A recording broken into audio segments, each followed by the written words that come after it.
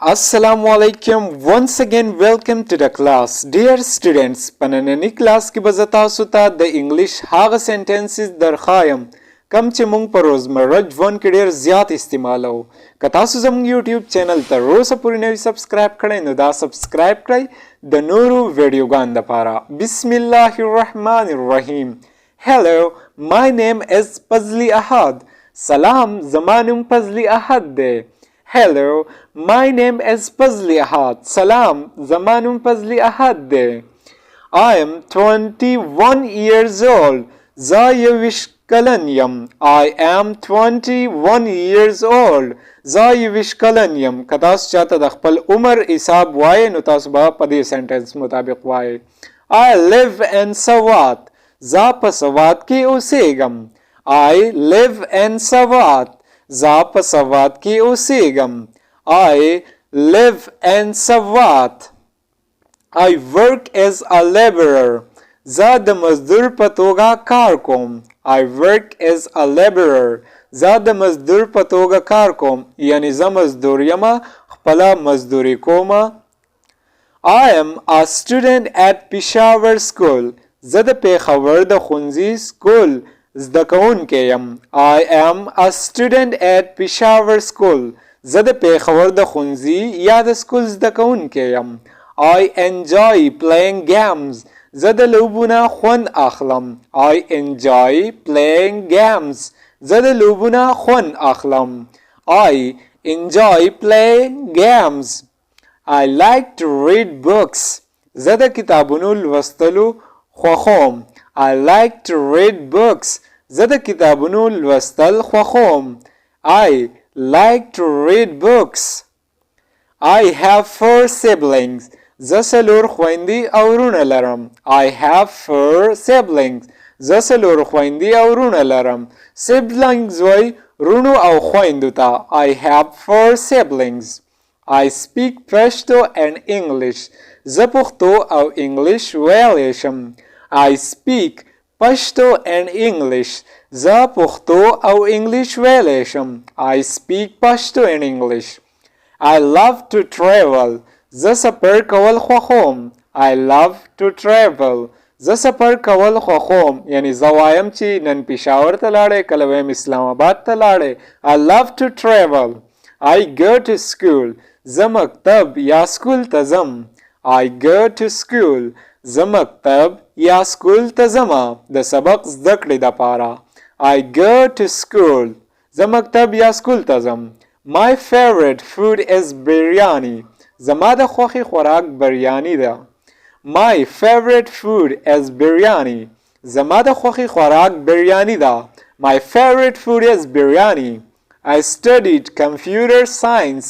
ما د کمپیوټر ساینس زده کړه کړې ده. I studied computer science.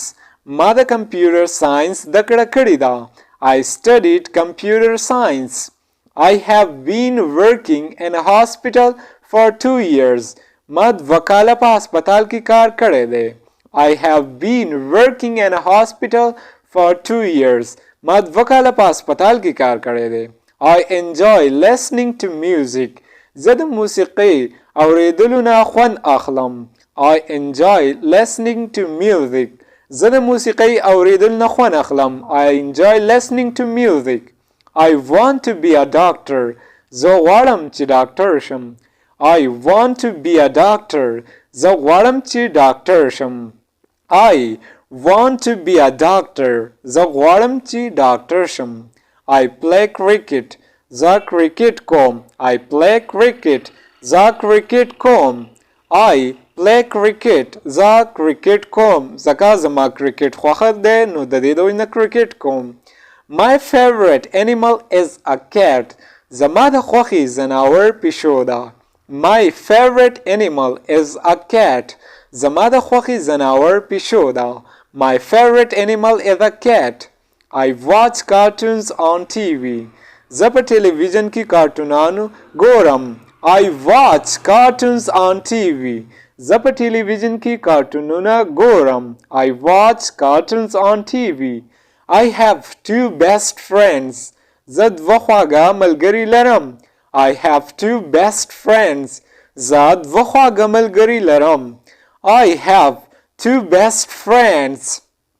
I help my parents. زه د خپل مور او پلار سره مرسته کوم. I help my parents. زه د خپل مور او پلار سره مرسته کوم.